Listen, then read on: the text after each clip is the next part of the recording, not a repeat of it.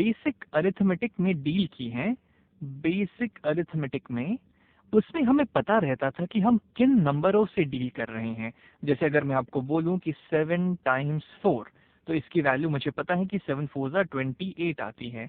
वैसे अगर मैं बात करूं 28 डिवाइडेड बाई 2, तो ये हो जाता है 14, या फिर अगर मैं आपको बोलूं 3 प्लस 5, तो इसकी वैल्यू आ जाती है 8। तो ये सारे ऑपरेशंस, ये सारी जो चीजें हमने देखी, ये सब अरिथमेटिक ऑपरेशंस के अंदर आ गए, जिसमें हमें पता रहता है कि हाँ, हमारे पास दो नंबर है और उन्हें हमें ऑपरेट करना है। लेकिन जैसे ही हम अलजबरा में आते हैं, जैसे ही हम अलजबरा में घुसते हैं, अलजबरा में घुसते हैं, तब हमें वेरिएबल्स के बारे में सोचना पड़ जाता है कि वेरिएबल्स किसको कहते हैं। अब एक एक्सप्रेशन में जिन भी चीजों की वैल्यूज को आप चेंज कर सकते हैं, वो वेरिएबल्स कहलाती हैं। ये वो चीजें होती हैं एक एक्सप्रेशन में, वो क्वांटिटीज, वो अल्फाबेट्स, जिनकी वैल्यू सिचुएशन के साथ हम चेंज कर सकते हैं। जैसे मान लेते हैं कि मेरे पास एक एक्सप्रेशन है कुछ x प्लस 5। अब अगर मैं इस वेरिएबल को किसी और वैल्यू से रिप्लेस करूं, जैसे मान लेते हैं कि मैंने इस x की जगह, इस वेरिएबल x की जगह कुछ 1 डाल दिया, 1 डाल दिया, तब मेरा इस एक्सप्रेशन की वैल्यू क्या आ जाएगी? तभी हो जाएगा 1, x की जगह 1 आ जाएगा, और बाकी तो सेम ही रहेगा, 1 प्लस 5, और इसकी वैल्यू आ जाएगी 5 प्लस 1 6। अब जैसे अगर मैं x की जगह कुछ -2 डाल देता, इसको डिफरेंट कलर से लिखते हैं, मान लेते हैं मैं x की जगह कुछ -2 डाल देता, तब मेरा इस एक्सप्रेशन की वैल्यू क्या हो जाती? तो ये हो जाता -2, x की जगह -2 आता, और बाकी सेम ही रह जाता +5, और इसकी वैल्यू क्या आ जाती? 5 माइनस 2 यानी कि +3। तो आप देख रहे हैं यहाँ पे कि जैसे जैसे वेरिएबल की वैल्यू चेंज हो रही है, वैसे वैसे इस एक्सप्रेशन की भी वैल्यू चेंज होते जा रही है। अब ये सेम चीज इक्वेशन के लिए भी लागू होती है, लेकिन उस तक पहुंचने से पहले हम पहले ये देख लेते हैं कि एक इक्वेशन में और एक एक्सप्रेशन में आखिर डिफरेंस क्या होता है। तो चलिए हम थोड़ा स्क्रीन को ऊपर कर लेते हैं। अब बात करते हैं एक्सप्रेशन की, एक्सप्रेशन की, एक्सप्रेशन या फिर मैथमेटिकल एक्सप्रेशन, जो भी आप कह लीजिए। अब सिंपल सी इतनी सी बात है कि एक्सप्रेशन हम उस मैथमेटिकल स्टेटमेंट को कहते हैं जो एक किसी भी क्वांटिटी को रिप्रेजेंट करता है। अब कभी भी कोई भी एक्सप्रेशन जब बनेगा तो उसमें वेरिएबल्स होंगे, कांस्टेंट नंबर्स होंगे, ऑपरेटर्स होंगे, उन सारी चीजों को मिला के हम एक एक्सप्रेशन बना देते हैं। जैसे फॉर एग्जाम्पल हम बात करें x प्लस 5, जो हमने ऊपर देखा था, वो भी एक एक्सप्रेशन है। अगर मैं यहाँ पे लिख दूं x plus Y plus Z, ये एक एक्सप्रेशन है। यहाँ पे अगर मैं कुछ ऐसे लिख दूं 523 माइनस 625 प्लस 42, ये भी एक एक्सप्रेशन हो गया। यहाँ तक कि अगर मैं यहाँ पे लिखूं 24, तो ये एक एक्सप्रेशन है। 5, ये भी एक एक्सप्रेशन है। 0, ये भी एक एक्सप्रेशन है। तो आप कोई भी मैथमेटिकल स्टेटमेंट लिख दीजिए जो किसी चीज को रिप्रेजेंट कर रहा है, वो एक एक्सप्रेशन कहलाएगा। और जैसा हमने यहाँ पे देखा कि एक एक्सप्रेशन हो सकता है किसी कांस्टेंट से, किसी वेरिएबल से, और ऑपरेटर्स की सहायता से मिलके बनता है।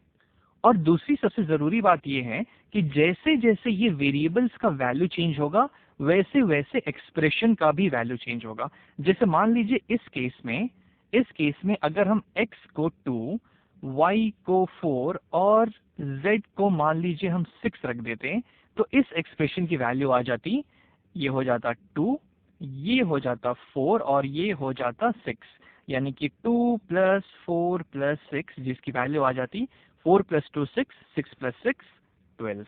वही मान लेते हैं अगर हम इस x, y और z को किसी और वैल्यू से रिप्लेस करते हैं, जैसे कि x की जगह हो जाता हमारे पास 0, y की जगह हो जाता 5, और z की जगह मान लीजिए हो जाता -10, तब ये क्या हो जाता हमारे पास? 0 प्लस 5 माइनस ऑफ 10। x की जगह 0 आ गया, y की जगह 5 और z की जगह -10। या फिर अगर इसको मैं थोड़ा और अच्छे से लिखना चाहूँ तो ऐसे लिख सकता हूँ, प्लस ऑफ -10। अब इसकी वैल्यू क्या होगी? तो 0 प्लस 5 5 हो जाएगा, प्लस ऑफ -10 यानी कि -10, तो इसकी वैल्यू आ जाएगी -5। तो गौर फरमाने वाली बात इतनी सी है कि जैसे जैसे एक्सप्रेशन में वेरिएबल्स चेंज हुए वैसे वैसे एक्सप्रेशन की वैल्यू भी चेंज हुई। अब कुछ एक्सप्रेशंस में तो वेरिएबल होंगे ही नहीं, तो उसकी तो हम फिक्स्ड वैल्यू कैलकुलेट कर सकते हैं आराम से। अब अगर हम इक्वेशंस की बात करें, इक्वेशंस की अगर हम बात करें तो इसको सिंपल शब्दों में हम ऐसे कह सकते हैं कि जब भी आप किसी भी दो एक्सप्रेशंस को आपस में बराबर करते हैं, आपस में उन दोनों को अगर इक्वेट करते हैं, उन दोनों को आपस में इक्वल बताते हैं, तो वो जो स्टेटमेंट बनेगा वो एक इक्वेशन कहलाएगा। जैसे कि मान लीजिए मेरे पास एक एक्सप्रेशन है x+1 और एक दूसरा एक्सप्रेशन है, जैसे हम कोई कांस्टेंट ले लेते हैं 5। अगर मैं इन दोनों को आपस में बराबर करता हूं, इन दोनों को आपस में इक्वेट करता हूं, तो ये जो मेरा यहाँ पे बना ये एक इक्वेशन कहलाएगा।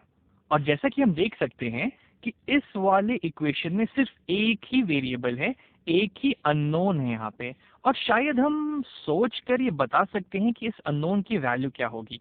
जैसे आप इसको ऐसे समझ सकते हैं कि मान लीजिए ये वैल्यू मुझे पता नहीं है, ये x कुछ एप्पल्स को रिप्रेजेंट कर रहा है, तो ये हो गए हमारे कुछ एप्पल्स जो हमें पता नहीं है। लेकिन मुझे ये बात पता है कि उन कुछ एप्पल्स में अगर मैं एक एप्पल ऐड करूंगा, अगर मैं एक एप्पल ऐड करूंगा तो मुझे टोटल 5 एप्पल्स मिल जाएंगे, 5 एप्पल्स मिल जाएंगे। तो वो कुछ एप्पल्स कितने होने चाहिए? अभी बस सिंपल सी इतनी सी बात है कि टोटल 5 एप्पल चाहिए मुझे, एक एप्पल है, तो इसमें अगर मैं 4 और एप्पल ऐड कर देता हूँ, 4 और एप्पल्स ऐड कर दूं तो मेरे पास टोटल 5 एप्पल हो जाएंगे।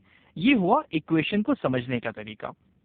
तो इस x की वैल्यू 4 हो जाएगी, 4 + 1 यानी कि 5।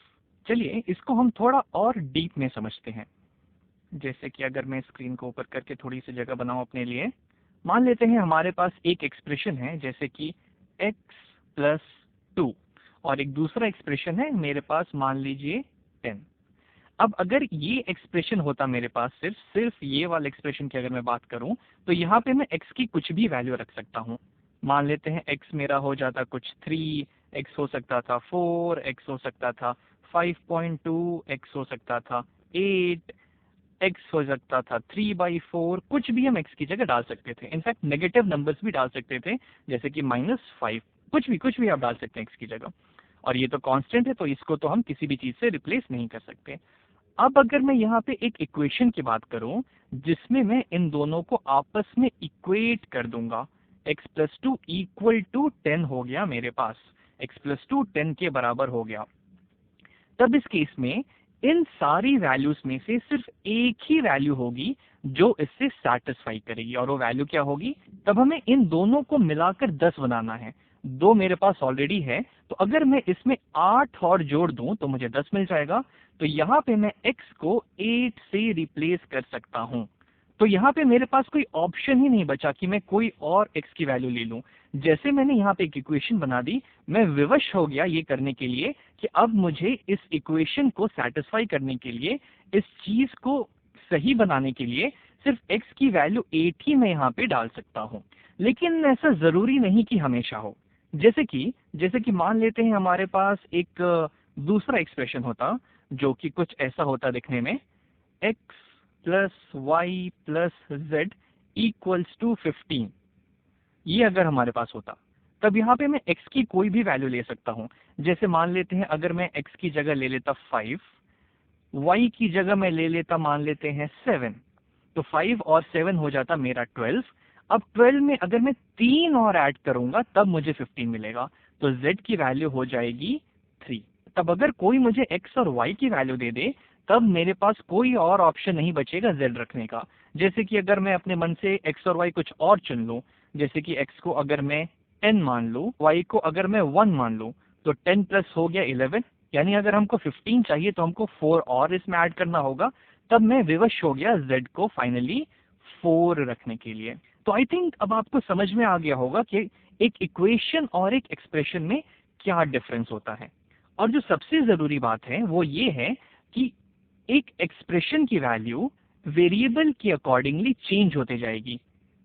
जैसे जैसे हम वेरिएबल की वैल्यू चेंज करेंगे वैसे वैसे ही एक एक्सप्रेशन की वैल्यू भी चेंज होते जाएगी। जैसे यहाँ पे अगर हम थोड़े से डिफिकल्ट एग्जांपल्स लेना चाहें, जैसे मान लेते हैं कुछ हमारे पास है x की पावर y है हमारे पास, और मान लेते हैं कि हम इस x को हम लोग कुछ 2 से रिप्लेस करते हैं, और ये जो y है यहाँ पे, y को हम लोग कुछ 3 से रिप्रेजेंट कर देते हैं। तो इसकी वैल्यू क्या हो जाएगी? तो ये हो जाएगा 2 टू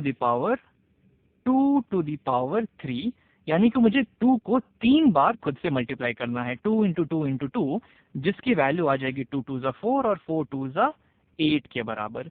वैसे ही मान लेते हैं कि अगर हम इस x को कुछ -3 से रिप्रेजेंट करते हैं, y को हम लोग कुछ +3 से रिप्रेजेंट करते, +3 से, तो इसकी वैल्यू क्या हो जाती? तो ये हो जाता -3 की पावर 3, यानी कि -3 इंटू -3 इंटू -3, -3 इंटू -3 हो जाएगा 9, 9 इंटू -3 हो जाएगा -27। अब आप कोई भी एक्सप्रेशन ले लीजिए, जैसे जैसे मान लेते हैं अगर हम कोई और एक्सप्रेशन ले लें, x plus y to the power 2 minus x plus y का होल स्क्वायर माइनस एक्स, ऐसा हम एक्सप्रेशन ले लें और x को हम रिप्लेस कर देते हैं कुछ 4 से, y को रिप्लेस कर देते हैं हम कुछ मान लेते हैं 2 से, तो इसकी वैल्यू क्या हो जाएगी? तो ये हो जाएगा मेरा 4 प्लस 2, y की जगह हमने 2 रख दिया, का होल स्क्वायर माइनस, फिर से मुझे x दिख गया, यानी इस x की जगह भी मुझे 4 डालना पड़ेगा, तो ये हो जाएगा -4। अब देखते हैं इसकी वैल्यू क्या आती है।